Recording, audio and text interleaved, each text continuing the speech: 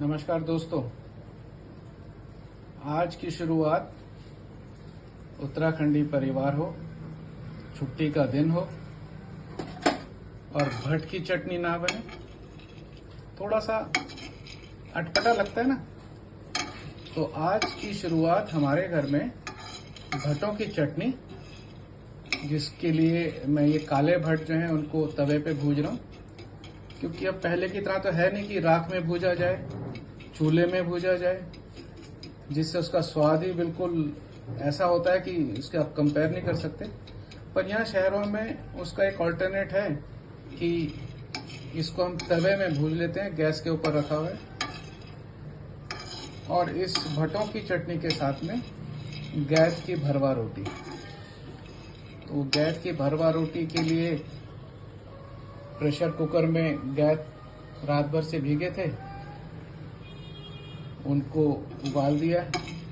अभी सबसे पहले मैं इस भट्टों की चटनी के लिए, जब ये काले भट्ट ढंग से भुज जाएंगे, इनमें चटक की आवाज़ आएगी और खुशबू आनी शुरू होगी, तो इनको निकाल के सिलबट्टे पे पीसूंगा।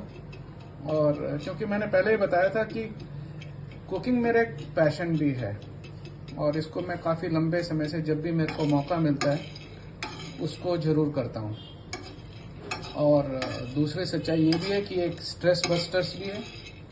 आपकी दिमागी जितनी भी उलझने परेशानी शहरों में या दिनचर्या में रोज की होती है, उसको ये माइल्ड करने में या हटाने में बड़ा मददगार होता है। तो जब भी मौका मिलता है, स्ट्रेस बस्टर बोलिए, इंटरेस्ट बोलिए, मैं कुकिंग में कुछ ना कुछ एक्सपेरिमेंट अपने इंटरेस्ट के हिसाब से करता हूँ। तो आज भट्टों की चटनी के साथ में गैस की रोटी, ये सुबह का ब्रेकफास्ट मेनू है। और दिन में देखते हैं दिन में कुछ क्या करेंगे। चलिए, धन्यवाद। भट्टों में चटक की आवाज आप मेरे साथ सुनिए। देखिए, अब जब तवा गरम है और भट्ट उसमें भुजे जा रहे हैं, तो उसमें उसके चटकने की आवाज और उसकी एक अलग ही खुशबू, बिल्कुल ऐसा मन कर देती है कि अभी अगर खाने को मिल जाए तो अभी खा लिया जाए।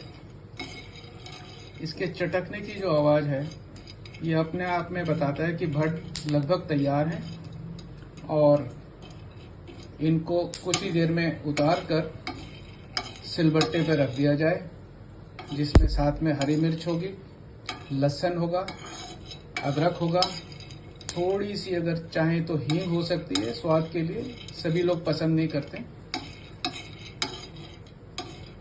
बस ये चटकने की आवाज और इसकी खुशबू बता रही है कि भट्ट तैयार हैं अपने पहले फेज में चटनी के दूसरे स्वरूप में जाने के लिए, रॉ मटेरियल से फिनिश प्रोडक्ट की तरफ।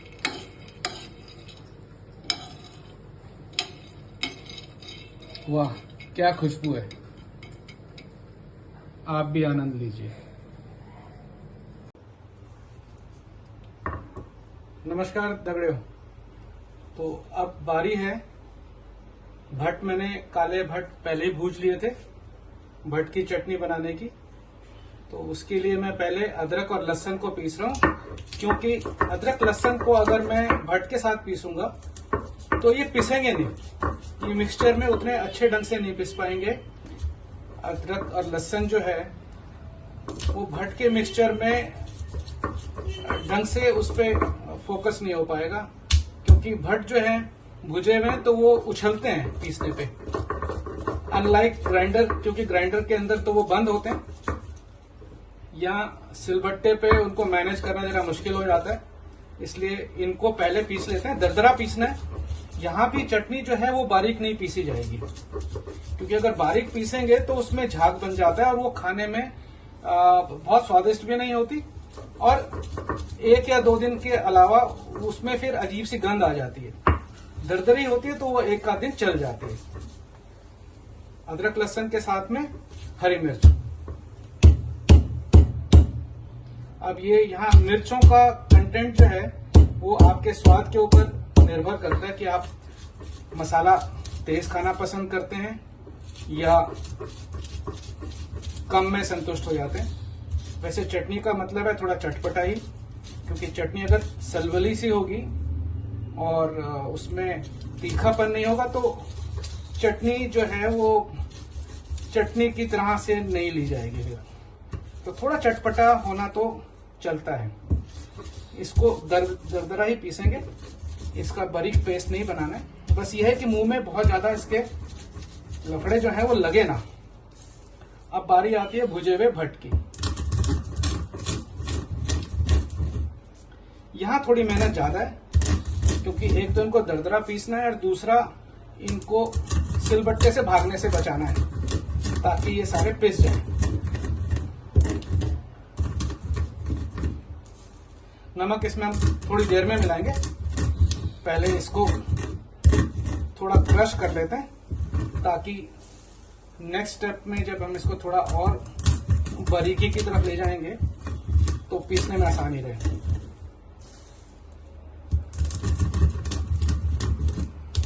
आज सुबह आपने देखा कि मैंने गैथ की भरवा रोटी बनाई और कुछ एक को परोठों का शेप दिया, क्योंकि घर में सभी हो सकता है कि मेरी पसंद के ना हो, किसी को परोठों का शेप पसंद है तो मुझे भरवा रोटी के ऊपर मक्खन या घी रख के और साथ में कुछ सलाद वगैरह हो जाए।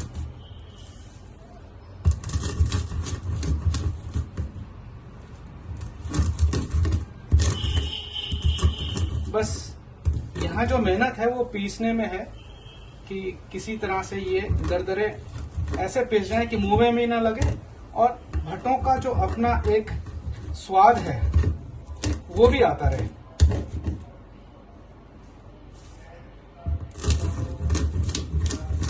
खट्टेपन के लिए इसमें आप कुछ भी यूज कर सकते हैं।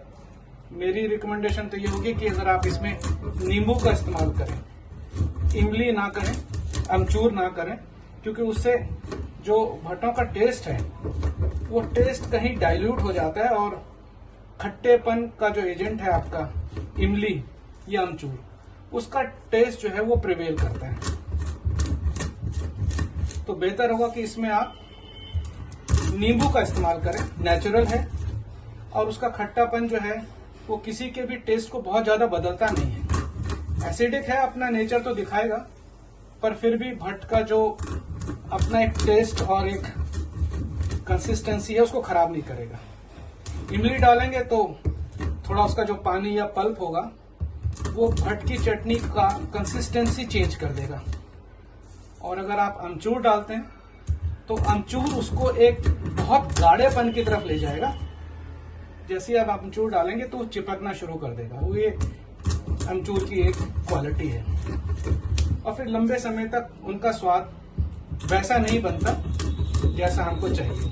तो बेहतर होगा कि खट्टेपन के लिए आप इसमें नींबू का इस्तेमाल करें। और अगर आपको खट्टा पसंद नहीं है तो कोई जरूरी नहीं है कि आप इसमें खट्टेपन का कोई एजेंट डालें।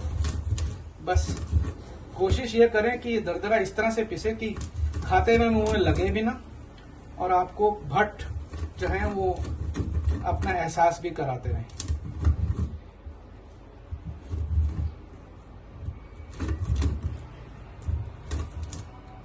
सिलबट्टा जो है वो अपने आप में बहुत खासियत की चीज है।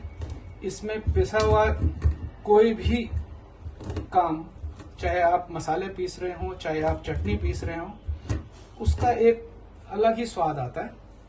हाँ, ये जरूर है कि आजकल की भागदौड़ की जिंदगी में इसने अपना जो किचन में इम्पोर्टेंस है या प्लेस ऑफ इम्पोर्टेंस है वो मिक्सी के बजाय लूज कर दिए। तो जिस तरह से पहले भड्डू में दाल बनती थी, अब 100% जो है वो प्रेशर कुकर में बनती है। That is only because of time constraint. वरना आज भी अगर आप भड्डू की दाल खाएं और कंपेयर करें उसको प्रेशर कुकर से, तो आपको जमीन आसमान का फर्क महसूस होगा स्वाद में। पर दिक्कत यह है कि अब हमारे पास वो समय नहीं है, ईंधन भी उसमें ज्यादा लगता है, गैस ज्यादा लगेगी। पहले चूल्हों में और लकड़ी में काम चल जाता था। तो इन कंस्ट्रेंट को देखते हुए जो ये नए हमारे पास में कुकिंग एड्स हैं वो मेन स्ट्रीम में आ गए हैं, क्योंकि अब कौन इतना टाइम लगाएगा कि सिलबट्टे पे वो आधा घंटा पहले पीसे और उस पीसने के बाद में वो उसका समय से आनंद भी ले पाए। क्योंकि आज की दिन समय एक सबसे महत्वपूर्ण और सबसे कीमती आर्टिकल है हमारे पास में, और उसको कोई भी नहीं खोना चाहता। अब हम मल्टी टैलेंटेड काम करते हैं, एक ही वक्त में दो दो तीन तीन काम चल रहे होते हैं। तो ऐसे वक्त में सिलबट्टा और भड्डू, ये पुरानी जो हमारी कुकिंग एड्स थी, उन्होंने अपना जो प्लेस है किचन में वो लगभग खो दिया है। मेरे को नहीं लगता कि आज के दिन शहरों में या गांव में भी कहीं भड्डू पे दाल या कुछ हम लोग दूसरी चीजें पकाते हों। ईंधन ज्यादा लगता है, समय ज्यादा लगता है, तो इन दोनों का ध्यान रखें। भट्टू तो हमने भी बहुत समय से यूज नहीं किया, पर कोशिश है कि मैं उसको गांव लेके आऊं, तो जब भी नेक्स्ट टाइम गांव जाऊंगा तो भड्डू की दाल जरूर बनाऊं। तो अब इसमें थोड़ा सा पानी डाल लेंगे, क्योंकि अब ये बिल्कुल दरदरा हो गया, और पानी के साथ में उसको पीस के चटनी के फॉर्म में लाने की कोशिश करेंगे। तो देखिए, मैंने इसको दरदरा कर लिया है, काफी मेहनत लगी। अब ये इतना दरदरा है कि इसको हम खा भी सकते हैं, और ये अपने ओरिजिनल प्रोडक्ट का एहसास भी मुंह में कराएगा। काफी मेहनत लगी, काफी देर लगी इसको इस शेप में लाने की, पर अब इसमें अगर देखा जाए तो मुंह में, दांतों में अटकेगा भी नहीं, और खाने में उम्मीद है, मेहनत काफी लगी है इस पे, तो अच्छा ही होना चाहिए।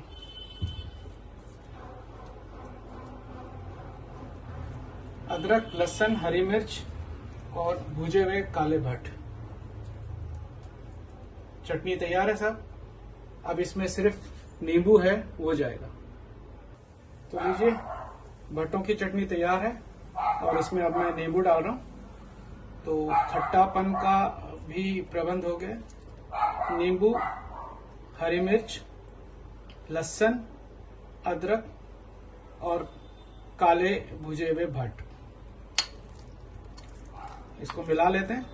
गाढ़ी काफी है, अगर कंसिस्टेंसी थोड़ी सी इसमें आपको हल्की चाहिए तो आप इसमें सादा पानी मिला के, टेस्ट के हिसाब से, क्योंकि पानी मिलाने से इसका नमक और मिर्च का जो संतुलन है वो थोड़ा कम ज्यादा हो सकता है। तो उसको देखते हुए आप इसमें पानी मिलाइए, नमक मिलाइए, और अगर आपको लगता है मिर्च थोड़ी कम हो गई तो मिर्च को, हरी मिर्चों को एक बार अलग से पीस के इसमें मिला सकते हैं, वरना हमारी काले भट्ट की चटनी तैयार है। उम्मीद है आपको पसंद आएगी, और आप भी इसे अपने घर में जहां भी हो वर्चुअली तो टेस्ट करेंगे। आपके लिए धन्यवाद।